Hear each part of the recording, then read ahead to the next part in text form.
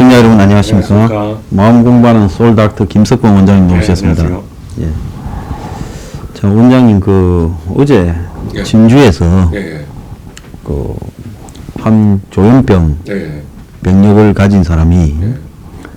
자기 집에 불을 내고 예. 그러고는 이제 이웃집에서 연기나 불이 번지니까 이제 뛰쳐나오는 거를 그 복도 입구에 서서 사람을 나오는 대로 찌르고 그래서 뭐 5명이 숨지고 15명이 부상을 입었다. 지금 그렇게 이야기가 나오고 있습니다.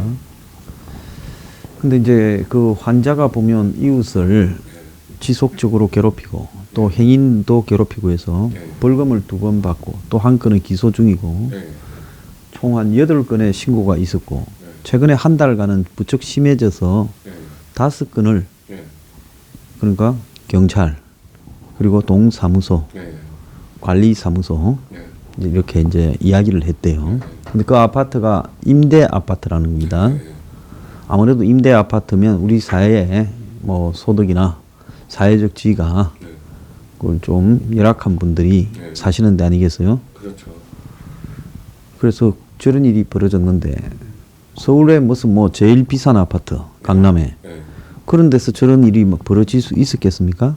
저게 이제 임대 아파트고 노약자나 장애인이나 뭐 아주 그냥 이 빈곤층이 사는 데니까 신고를 저렇게 많이 해도 한 달에 5번을 신고했는데도 사건이 일어난 거 아닙니까? 그렇죠. 그러니까 전번에 신재민 씨 그 강제 입원하는 것처럼 경찰이 그렇게 재빠르게 움직였더라면 이런 사건은 미연에 방지가 될 수 있는 거죠. 그러니까 조현병 환자가 보통 사람으로는 상식에 어긋나는 자신의 분뇨를 도시락에 닮아서 이웃집하고 소음 분쟁이라면서 갖다 놓고 그러니까 신재민 사건이 있었을 때처럼 경찰이 그렇게 급하게 그리고 빨리 그렇게 그 정신병원으로 이동을 한 경우였다면 이런 끔찍한 피해를 막을 수 있었겠죠. 근데 제가 봤을 때 그 경찰관들이 경험이 없다고 그렇게 경험이 없을까? 이런 환자도 굉장히 100명 중에 1명꼴이라서 굉장히 많거든요. 주변에. 그래서 자주 접할 수 있는 상황이고 이런 경우라면 지금 현재 그 정신보건법에서 응급 입원을 시킬 수가 있거든요. 경찰관이 24시간 응급 입원을 시켜서 응급 입원한 상태로 정신과 의사들이 진료를 해서 지금 문제가 심각하다 그러면 이 입원 기간을 더 이제 그 연장시키는 거죠. 근데 이 사람도 지금 조현병 병력이 분명히 입증이 됐지 않습니까? 그럼 경찰이 이 사람에 대해서 전과 조회를 할 수 있고 조현병 병력이나 이런 거는 어떻게 조사를 합니까? 조현병 병력은 지금 현재 조사하기가 힘들 거예요. 왜냐하면 개인정보보호법 때문에 경찰 자체에서는 조사하기는 힘든데 지금 환자가 보이는 증상이 그 좀 이 사람 뭔가 이상하다라는 느낌이 아니 뭐 이웃에서도 그런 이야기를 신고할 때 다 하지 않았겠습니까? 그러니까 이 사람 이상하다 뭔가 정신적으로 문제가 있는 것 같다라는 느낌이 들면 이런 경우 더더구나 주변 사람들이 피해를 보고 있기 때문에 이럴 때는 그 정신병원에 강제로 24시간 응급 입원을 시키는 게 필요하죠. 아니 그러니까 좀 그렇다 싶으면 경찰이 그 다음 단계로 정신병원에 가서 의사 앞에 이 사람을 보이고 보면 의사는 정신과 의사는 보면 바로 알죠. 그러면 이 의사가 이 사람 조현병이다. 그러면 이 사람의 이제 정신병력이 있는가를 경찰은 그때는 조회를 할 수 있나요? 그때도 조회를 못 할 거예요. 근데 의사가 자관 그렇게 이야기하면 그걸 대해서 그 병력을 몰라도 이렇게 그 상태가 굉장히 나쁜 경우는 금방 다 되고 제가 이제 궁금한 거는 그 공주 감호소에서 치료 감호를 받았던 그 기록이 있지 않습니까? 그러니까 감호소라는 거는 교도소에 갈 범죄를 저지른 사람이 그 사람이 이제 정신적으로 문제가 있거나 하면 치료 감호소로 옮기는 거 아닙니까? 그렇죠. 그러니까 거기에 있는 기록은 경찰에서 어떻게 당연히 전과처럼 파악이 될 건데 100% 파악이 될 것 같은데 그러니까 이미 그렇게 그 치료 감호를 받았다는 기록은 분명히 전과에 나올 거 아니에요. 노죠. 그러니까 근데 그럼에도 불구하고 확인을 안 했다는 게 좀 안타까워요, 굉장히. 그러면 한 번이면 그럴 수 있다 치더라도 5번이나 그러면 네. 그 지역의 담당 경찰들이 이 사람의 존재를 다 알고 네. 또 지금 벌금이 2건이 있더라고요. 네. 네. 행인을 하고 또 네, 시비가 그렇죠. 붙어서 그러면 그런 게 다 감호소 벌금 그럼 이 사람이 폭력적인 뭔가 정신적 문제가 있다. 네. 네. 그러면 당연히 경찰은 조치를 취해야 될 건데 어떻게 개별적으로 이 사람이 또 재판 받고 있는 것도 하나 있더라고요. 네. 그러면 이런 식으로 개별적으로 그냥 놔둬 버렸을까? 전부 개별 사안인 네, 것처럼 네, 네. 그게 제가 이해가 안 간다는 거죠. 그러니까 이제 이게 응급 입원시키는 과정이 그 경찰관들에게 이렇게 부담을 준 건지 어떤지 모르겠지만 응급 입원을 앞으로는 좀 더 활성화시켜야 돼요. 이런 식으로 실제로 이 환자 같은 경우는 치료를 안 받았거든요. 최근에 2015년도에 그 치료 공주 감호소에서 치료 받은 이후로 거의 치료 안 받고 혼자 지냈어요. 그러면 지금 이 환자가 보이는 이제 기사상으로 봤을 때는 환청이 굉장히 심하고 그다음에 피해망상. 그러니까 위층에서 벌레를 뿌려서 자기를 괴롭힌다. 이런 것들이 이 사람한테는 실제로 벌어지는 일로 느껴지거든요. 그러니까 위층 사람들한테 해를 끼치려고 한 거고. 아무튼 내용이 환청의 내용이 아마 굉장히 그 안 좋은 내용이 많았을 거예요. 자, 그러면 그런 것 정도가 네. 지금 반복해서 폭력 사고를 친 사람한테 네, 네. 이웃과 이 폭력적인 시비를 불러일으킨 사람한테 아차. 그것도 이상해요. 뭐냐면 이 사람이 그 기초의료 수급 대상자로 된 예. 것도 그 조현병 진단 때문에 된 걸로 알고 있거든요. 당연히 그렇겠죠. 저 사람이 그러니까 노동을 할 수 있는 능력도 있는데 동사무소에서도 예. 그 조현병인지 알고 있었을 텐데. 그 정말로 이해가 가지 않는데 네. 어쨌든 국가기관이 이런 식으로 무시할 때 예. 저기 살던 신고한 주민이나 이웃 중에 예. 뭐 판검사가 하나 살거나 고위공무원이 한 명 살았거나 예. 뭐 사회적으로 영향력이 있는 사람, 뭐 국회의원이 하나 살았거나 하면 벌써 이 사람은 정리되지 않았겠습니까? 그렇죠. 예. 그리고 또 가족이 없이 혼자 지내는 상태였기 때문에 더 위험했던 거거든요. 그 환자의 가족들과 떨어져서 산 지가 꽤 오래됐지 않았습니까? 그러니까 누가 그 환자 문제가 있으니까 치료받아야 된다는 책임감을 가진 가족이 없기 때문에 이게 치료만 받으면 굉장히 좋아져요. 특히 이런 그 환청이 심하고 피해망상이 심한 경우는 오히려 드라마틱하게. 그래서 그 지금 저 사람들이 저렇게 이제 방치되는 부분에는 네. 문 정권이 이제 뭐라 그럴까 한마디로 국민의 안전은 예. 국가의 책임이다라고 네. 그렇게 말했지 않습니까? 예. 선거할 때요. 그렇죠. 그래서 전혀 그렇지 자기들은 되면 세월호 같은 일이 없을 거라 했지 않습니까? 않아요. 예, 예. 근데 이게 문정권 들어서 일어났던 다른 사고, 뭐 영흥도 낚시배나 네. 제천 목욕탕이나 밀양의 무슨 요양병원 예, 예. 그런 사고, 뭐 또 인천에도 뭐 공장에 불이 나서 또 여러 명 숨졌지만은 그런 거하고는 조금 다른 게 예. 이제 그런 사고들은 뭐 바다나 예. 뭐 또 불이 나는 거 아닙니까? 예, 예. 그래서 그런 거는 뭐 거기 나는 데까지는 어쩔 수 없고 나고 난 뒤에 구조에서 신속성 예. 이런 부분이 문제였지만 이번에 이거는 그야말로 인간이 하나가 시한폭탄 인간이 있고 예, 예. 그다음에 그 사람에 대해서 계속 신고를 했고 예, 예. 그러면 신고받은 경찰이나 동사무소가 매뉴얼에 따라서 처리를 했더라면 예, 예. 이 문제는 발생하지 않았던 거 아니에요? 그렇죠. 근데 아마 매뉴얼이 없을 것 같아요. 아니 이 정권은 모든 재난의 종류에 대해서 다 매뉴얼화해 있다고 큰 소리 쳤던 사람들 아닙니까? 아마 매뉴얼이 없을 겁니다. 자 그래서 동사무소나 경찰이 그냥 방치했고 예, 예. 뭐 관리사무소 이야기했는데도 그것도 방치했고 예, 예. 또 이 아파트의 관리 주체가 임대 아파트니까 예, 예. 주공 정부 거잖아요. 예, 예. 근데 정부 그 관리 주체가 이런 일이 벌어졌으면 거기에서 관리사무소에서 어떻게 해야 되겠습니까? 경찰이나 어디에 이야기해서 네. 이 상황을 조사한 다음에 예. 적어도 이런 사람을 격리시키지 않으면 네. 위험하다, 시한폭탄이다 네. 이야기를 하고 뭐 그랬어야 될 거 아닙니까?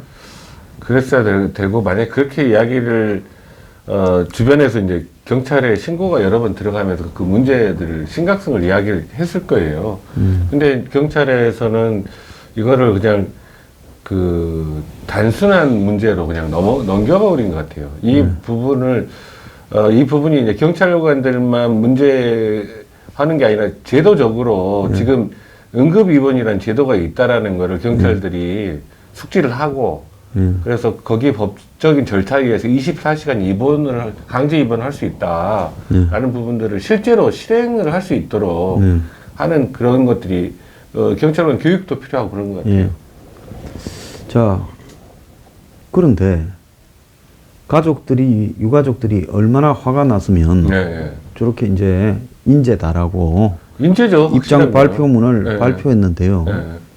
이제 그쯤 되면 과거에 이제 이 자신들이 지금 세월호를 대할 때 보면 일단 높은 사람이 내려가서 네. 현장에서 네. 지휘를 하고 그 다음에 관련 기관에 왜 이런 일이 발생했는지 문책하고 네. 그런 식으로 하면서 이 사건에 대해서 굉장히 원인 규명을 하고 또 사과하고 이런 일들이 있어야 될 거 아닙니까? 네, 네, 그렇죠. 이거는 분명히 그렇게 있어야 근데 돼요. 지금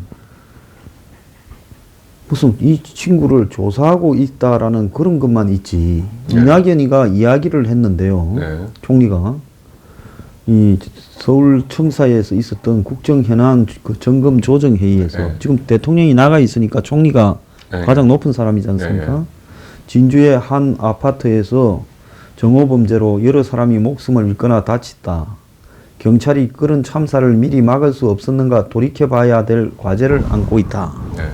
주민들에 따르면 범인이 오래전부터 이상행동을 했고 따라서 그런 불행을 막을 기회도 여러 차례가 있었다고 한다. 네. 하나하나 되짚어보고 결과에 합당한 조치를 취해야 될 거다. 네. 이렇게 말을 네. 했거든요. 네. 이거는 경찰이 잘 못했다 하지 네. 자기가 지금 국정을 책임지고 있는 사람으로서 네. 사과나 네. 이거는 인재다. 네. 국가의 책임이다. 네. 이렇게 말은 안 하잖아요. 그러네요. 지금 이제 황선영님이 이 기사에 읽는 걸 들어보니까 예. 마치 유체이탈 합법을 하고 네. 있잖아요. 네. 아, 정말 이 사람들 아니 배 타고 놀러 가는 것은 적어도 배를 타려고 하는 적극적인 의지가 있다가 네. 그 배에서 침몰함으로써 발생한 사고지만은 네. 이 사람들은 뭘 위험을 조금이라도 감수를 할 수 있는 어떠한 네. 예? 행동도 안 했잖아요. 그리고 법도 이미 만들어져 있는 상태이거든요. 예. 그냥 집에서 네. 쉬다가 네. 새벽에 이랬죠. 네. 집에서 쉬다가 그냥 불 질러서 그렇죠. 놓다가 죽은 거 아닙니까? 네. 그럼 예를 들어서 배를 타러 가면 배가 떨어질 수 있다 이런 것, 배가 가라앉을 수 있다 이런 것 네. 때문에 보험도 들잖아요. 그렇죠. 비행기를 타면 비행기가 떨어질 수 있다 네. 보험 들잖아요. 네. 근데 이거는 전혀 집에 있는 걸 가지고 보험 드는 건 아니지 않습니까? 그렇죠. 그래서 지금 이런 일이 발생했는데 이거는 뭐 보통 그냥 박근혜 정부에서 이런 일이 발생했으면 민변이고 네. 예? 그러면 온 난리 단체들이 났겠죠. 다 붙어가지고 이건 국가 인재다. 예, 예. 정부가 사과하고 책임져라 하고 그래야 그러겠죠. 되는 거 아니겠습니까? 네. 그리고 세월호는 국가가 그렇게 보상을 해주고 무슨 기억식이니 뭐니 했는데 세월호 기억식 다음날 네. 새벽에 발생한 거 아니에요? 이 사건이요? 그렇죠. 네. 그러면 이 문제에 대해서도 네. 국가가 책임지겠다고 하고 그래야 정상인 거 아닙니까? 그렇죠. 이거는 국가가 책임져야 될 부분이죠. 개인이 어떻게 이거를 막을 수 있습니까? 막을 수 없죠. 저는. 뭐 그러지 않다가 네. 처음으로 이런 일이 생겼다면 네. 그건 뭐 공권력도 부식간에 벌어진 문제라서 어쩔 수 없었다 했지만 네. 총 8번 근래에 네. 지난달에만 5번 이런 일이 발생했다면 이거는 그야말로 정부가 무사 안일로 그렇죠. 네. 출동을 했다는데 출동하고 나서 그냥 가버렸죠. 한 번 아니고 두 번째 갔을 때는 이 사람 이거 문제 있다고 네. 해서 처리를 하든지 해야 될 건데 5번이나 출동을 하고도 이런 식으로 넘겼다면 네. 정권의 자체에 경찰 자체에 동사무소 자체에 이런 일에 대처하는 자신들끼리의 어떤 훈령이나 지령이 전혀 없다는 거 아닙니까? 그런 것 같아요. 지금 그 부분에 대해서 충분히 그 숙지가 안 되어 있는 것 같아요. 그냥 개인 간의 문제로 쳐버렸잖아요. 그 갈등 상황은. 예. 근데 주변 분들이 아마 신고를 할 때 이게 굉장히 정신적으로 문제가 있는 것 같다는 이야기를 분명히 했을 건데 네. 정상이 아니다라는 이야기가 분명히 나왔을 거거든요. 세월호를 기억한다고 떠들썩할 게 아니라 진짜 세월호를 기억하려면 네. 이런 국가적 재난이 네. 세월호를 기억해야 되는 이유는 단순한 교통사고라서 기억하는 건 아니지 않습니까? 그렇죠. 무능한 국가에 대한 비판으로 기억하는 거 아닙니까? 그렇죠. 그리고 다음에 이런 안전사고가 일어나지 않도록 하기 위해서 그런 거죠. 그래서 세월호 때 빨리 못 구했다라는 걸 가지고 그 난리를 치고 5년을 네. 지금 울거먹고 있는 거 아닙니까? 네네. 근데 이 사고는 그냥 거의 100% 인재지 않습니까? 그렇죠. 인재가 맞죠. 그러면 100% 이런 인재가 발생했는데 그 세월호 기억하자는 게 딴 게 기억할 게 아니라 국가가 이런 부분을 방치해서 발생할 수 있는 사고에 대해서 발생하지 않도록 기억하자 그런 건데 네. 그 기억은 다 쇼고 그렇죠. 이런 사태는 그냥 그러니까 벌어지니까. 이런 그 안전사고 차원에서 우리가 세월호를 바라봐야 되거든요. 그러니까 세월호 사건이 왜 국민들에게 그 마음의 상처를 그렇게 크게 줬냐 하면 그때 당시에 세월호 사건이 났을 때 하루 종일 생방송을 했어요. 그 과정을. 근데 그게 제가 이제 보면 제가 돌이켜 생각해 보면 그게 그 외상후 스트레스 정도의 충격을 국민들에게 그걸 시청한 분들에게 준 것 같아요. 그래서 다른 사건, 예를 들면 그와 유사하게 끔찍한 그 화재 사건이라 목욕탕 그 화재 사건이라든지 요양병원 화재 사건 이런 것들에 대해서는 그렇게까지 국민들이 반응이 안 나오는데 이 부분에 대해서는 그 세월호 사건에 대해서는 훨씬 장기적으로 오랫동안 이렇게 그 반응이 나오지 않습니까? 거기다가 지금 여당에서 세월호를 5년 내내 재탕, 삼탕하면서 울고 먹었지 않습니까? 그래서 이제 이 세월호 문제가 어떤 일부 국민들에게는 이렇게 너무 정치적으로 이용을 당하니까 그 부분에 대해서 불만이 당연히 나올 수밖에 없죠. 그런 부분들이 수용이 안 되고 있으니까 이제 뭐 차명진 의원, 뭐 정진석 의원이 막말했다고 하는 그것 때문에 그 어마어마하게 댓글들이 쏟아졌지 않습니까? 그거는 정신과적으로 어떤 의미가 있냐면요. 그러니까 자기 자신의 내부에 모든 사람이 그렇습니다. 자기 자신의 내부에 악마성이 있거든요.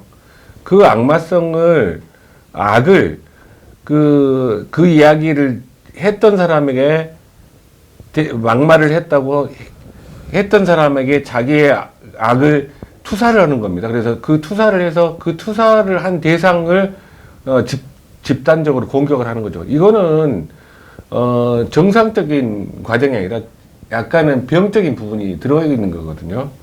그러니까 이 공분을 일으키는 거는 지금 5년이 지난 이 상황에서 공분을 일으킬 만한 일은 아니라고 저는 생각을 해요. 만약에 세월호가 사건이 있은 지 얼마 안 됐을 때 이런 발언이 있었고 이런 일이 있었다면 충분히 공분을 일으킬 수도 있지만 5년이나 지난 상태에서 지금 거기에 실제로 그 부분에 여권이 정치적으로 너무 이용해 먹는다는 불만들이 국민들 사이에 나오고 있는데 이런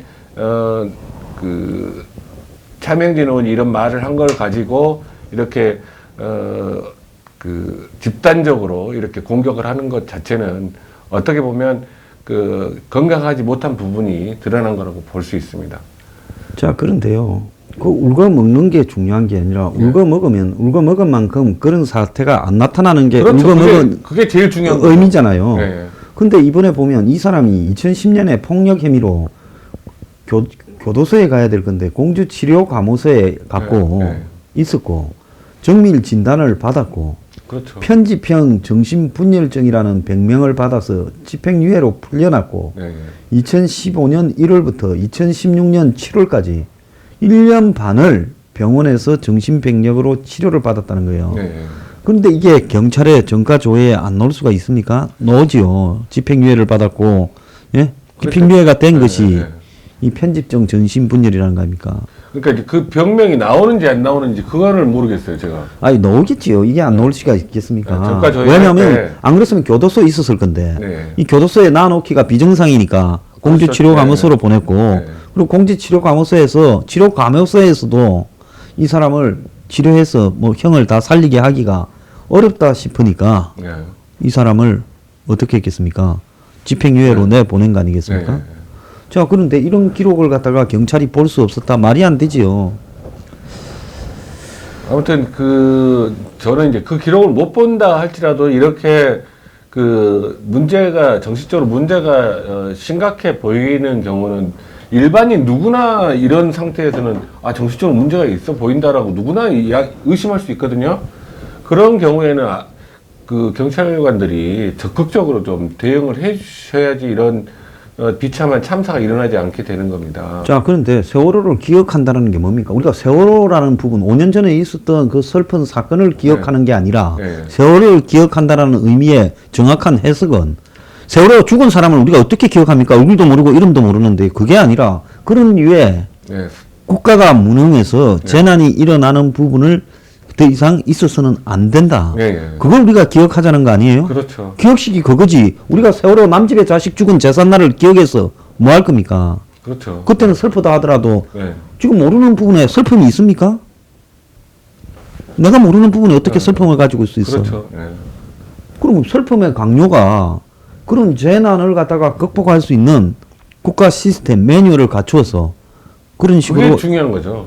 인재에 의한 재난이 일어나서는 안 된다라는 것이 세월호에 우리가 기억해야 될 부분이잖아요. 그렇죠. 그 교훈이죠. 그게. 그럼 그 기억은 정치적으로 그냥 세월호는 박근혜, 세월호는 황교안이, 세월호는 수구 꼴통 이렇게만 기억하고 그걸 몰아간 측면이 있어요. 다른 사고들은 그냥 잊어버려야 되는 겁니까? 그렇지 않죠. 자, 거기 아까 자명진 의원 빠른 이야기가 나왔는데요. 지금 우리가 살아가는 사회가 민주사회잖아요. 차명진이고 윤지호고 뭐 요즘에 뭐 말을 못하게 하는 5.18이고 예? 아니 말하면 고소한다. 말하면 처벌한다. 예? 아니 해도 너무한다는 말을 표현을 찜쪄먹고 뭐 해쳐먹고 발라먹는다. 그건 뭐 그 사람의 교양이나 수준에 관계되는 문제지. 그렇죠. 울거먹는다. 징글징글하게 울거먹는다라는 부분은 그거는 뭐 국민들이 느끼는 국민 상당수가 느끼는 공통적인 관심사고 그렇죠. 심지어 얼마 전에 외신 기자 회장을 했던 외국분이 그런 말 했잖아요. 광화문의 세월호가 그렇게 정치적으로 이용당하는 부분에서는 이해가 가지 않는다고 한국에. 그렇죠. 그렇게 말을 하지 않았습니까? 그리고 그 광화문에 기억하는 건물을 만든다는 것도 잘못된 거다라는 이야기를 했었죠. 컬럼에서. 저도 거기에 동의합니다. 자, 그래서 그런 어떤 부분에 대해서 저렇게 그냥 세월호는 세월호 자체로 정치적으로 우리가 기억하고 울가먹자라는 거지 그걸 갖다가 정말로 교훈이 뭔가에 대해서는 전혀. 그러니까 세월호 유가족들에게도 저는 그 생각이 들어요. 세월호 유가족들도 이게 정치적으로 이용당하는 쪽이 되고 실제로 세월호 돌아가신 분들 유가족이라면 세월호가 정치적으로 이용당하지 못하도록 하는 게 저는 맞다고 생각을 해요. 그래야만 세월호에 나중에 세월호에 대한 전 국민들의 기억이 세월호 사건을 통해서 우리 국가가 좀 더 안전해졌다라는 그런 발전의 과정을 밟게 되는 과정으로 가는 거지. 정권을 세월호 때문에 결국은 정권이 바뀐 거잖아요. 근데 지금까지도 정권 출범한 지 거의 3년째가 돼가는데 지금까지도 세월호를 정치적으로 이용해 먹는 그 여권의 모습에 대해서 유가족들이 분노해야 된다고 생각해요, 저는. 자, 참 기가 찬 이야기입니다. 자, 그때도 외신 기자 클럽의 전직 회장이니까 광화문 광장이 적절한 공간일까라고 하면서 광화문 광장에 세월호를 기억하는 기억 안전 전시 공간을 만든다라는 부분에 대해서 이 비판적인 이야기를 하지 않았습니까? 그렇죠. 그 이야기를 했죠. 자, 그래서 그분이 그랬으니까 달라들지 못했지. 만약에 한국에 어떤 기자가 이런 이야기를 칼럼을 썼다 하면 난리 나지 않았겠습니까? 그렇죠. 집단적으로 지금 그게 저는 병적이라는 거거든요. 집단적으로 실제로 투사를 하는 거거든요. 자기 안에 있는 악을 상대방에게 투사를 해서 그 악을 자기가 공격하는 정의의 사도가 되는 거거든요. 이게 굉장히 병적인 겁니다. 예. 자, 많은 대통령 문 지지자들은 문에 앞서 대한민국을 이끈 사람은 모조리 부패한 자들이고 네. 현 정부는 전임자는 들었고 우리는 순결하다는 포즈를 취한다. 하지만 요새 터지는 주문들과 앞으로 3년간에 터져나올 주문들은 그렇지 않다는 걸 보여줄 것이다.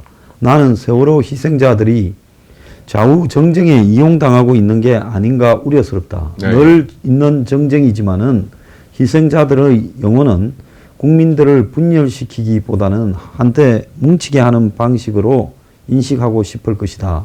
네, 이렇게 말을 했거든요. 굉장히 어르신 말씀이고요. 그러니까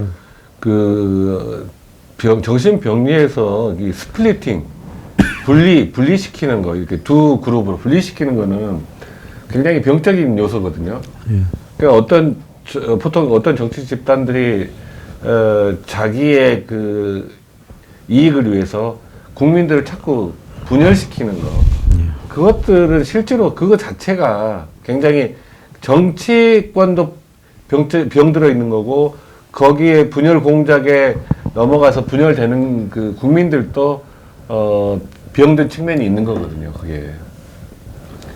자, 그러면 마지막으로 보면, 자, 차명진 의원이 발언한 부분에 대해 네. 떡달같이 언론들이 망언을 했다라고 이제 공격하고 그게 나서거든요. 그게 딱 그거거든요. 타겟 한 명 잡으면 그 늑대들이 한꺼번에 달려들듯이 자기는 선한 쪽이고 상대방은 악한 쪽이고 이렇게 진영을 딱 나누는 거잖아요. 그래서 자기가 선한 쪽에 섰다고 생각하면 아주 무지막지하게 공격을 해야 되는 거죠. 자, 그럼 여기에서 우리가 봤을 때 5.18 유공자들이 문제가 있는데도 불구하고 네. 그 문제를 제기하면 네. 뭐 표현이 좀 가하다 해서 네. 대한민국의 표현의 자유는 있는 거 아닙니까? 근데 지금 없는 것 같아요. 지금 돌아가는 게. 자, 개인이 표현을 갖다가 강하게 할 수 있고 네. 그럼 개인이 강하게 한 부분이 특정인의 명예를 훼손했다면 네, 네. 사인 간의 명예훼손으로 해결할 문제지. 네. 그런 부분을 나는 한국당이 네. 5.18이고 세월호를 네. 마치 무슨 뭐 민주당도 아니고 정의당도 아니고 그런 발언을 했다고. 네. 그러니까 성역에 도전하는 발언을 했다고. 그 성역이 누가 만든 성역입니까? 지금 여당이 만든 거죠. 좌파들이 만드는 네. 성역이죠. 좌파들이 인위적으로 설정한 성역에 도전하는 발언을 한 사람을 한국당이 모가지를 날리고 중징계를 하겠다. 네. 이게 뭡니까? 그럼 한국당의 황교안이도 좌파들의 성역에 공감한다는 이야기입니까? 그러니까 저는 지금 자유한국당이 제가 현재 당비를 내고 있는 당원이지만 네. 진짜로 계속 이런 행태를 보면 저도 그 당원에서 그만둘 수 있다라는 생각을 할 정도로 이번에 굉장히 실망을 했어요. 예. 그러니까 이게 이제 제일 중요한 게 정당이 제일 중요한 게 자기가 자기를 지지하는 그룹의 생각들을 반영을 시켜줘야 되는 거거든요. 예. 근데 자기를 지지하는 대다수의 보수층에서는 차명진 의원의 발언에 대해서 상당 부분 공감하는 사람들이 많이 있음에도 불구하고 마치 자기도 거기에 한몫 끼는 것처럼 선한 쪽에 예. 악한 쪽에 공격하는 선한 쪽에 그 기사가 되는 것처럼 마치 그 정의 사도처럼 징계를 시키는 것에 대해서 저는 참 납득할 수가 없어요. 이런 식으로 정당을 운영해 나간다면 자유한국당의 미래에는 없다고 생각해요. 그러니까 중도를 외연을 확장하려면 이런 부분에 말을 안 해야 중도로 확장된다는데 이건 누구도 검증받지 못한 이야기를 하는 거 아닙니까? 그렇죠. 중도가 아니라 극소수의 이해관계자 외에는 대부분 인연과 관계없이 이거는 해도 너무하다. 네. 최근에 보면 윤지호라는 사람이 하고 다니는 행태에 대해서 네. 좌파 진영 내부에서 우리가 나중에 2부에 따로 좀 이야기할 건데 광범위한 불만이 나오고 있는 거 아닙니까? 그렇죠. 네. 아니 말을 저렇게 막 하나 예? 내부를 향해서 총도 쏘고 막 누구든지 그냥 공격을 하고 나서고 그래서 저렇게 막 하는 그런 권위나 저 사람의 도덕적 자격이 있는 것인가 하는 부분에 대해서 시비가 나오는 거예요. 그러면 좌파들이 설정해 놓은 프레임에 예. 갇혀가지고 예? 실제로 그 좌파들이 이걸 끌고 가는 정치적인 목적에 예. 설정한 프레임인데 네, 그대로 그 끌려가- 프레임을 손을 못 대고 네. 손을 대면 중도가 빠진다고 거기 그런 부분에 대한 정확한 근거가 있어요. 중도가 빠진다는? 저는 그렇지 않다고 봐요. 저는 프레임 틀에서 벗어나야지 뭔가 새로운 게 나타나는 거죠. 근데 지금 세월호는 일반 국민들이 봤을 때 세월호에 대해서 너무 정치적으로 여권이 지금까지 이용해 먹었다라는 생각을 가진 분들 많아요. 예. 그런 분들의 생각을 그러니까 그 황교안 씨가 대변을 해줘야죠. 실제로 예. 당에서. 예. 자, 그런데 그날 세월호 배지를 달고 또 갈라면 당당하게, 예? 그뭐 안산에 가지. 또 무슨 일반인, 예? 네. 추모자 가서 또 앉았다가 야유받고 오고, 그러고는 이제 자명진이 징계한다고 하고, 사죄를 몇 번을 하고. 그래서 도대체 이 나라에 보수 정치인이라는 게 존재하는가? 또 황교안이 대선 행보에 우리가 전부 도구인가? 그러니까요. 그 너무 황교안 씨가 너무 지금 현재 상황을 너무 쉽게 생각하는 것 같아요. 예. 그래서 참 답답합니다. 여러분, 편들어 주는 것도 한계가 있어야 된다고 봅니다. 정도를 벗어난 행동까지 편을 들어주면요, 그거는 그야말로 좀비거나 개돼지로 취급당하게 돼 있습니다. 정신 차리기 바랍니다. 네, 예. 예, 1부 마치겠습니다. 네, 감사합니다.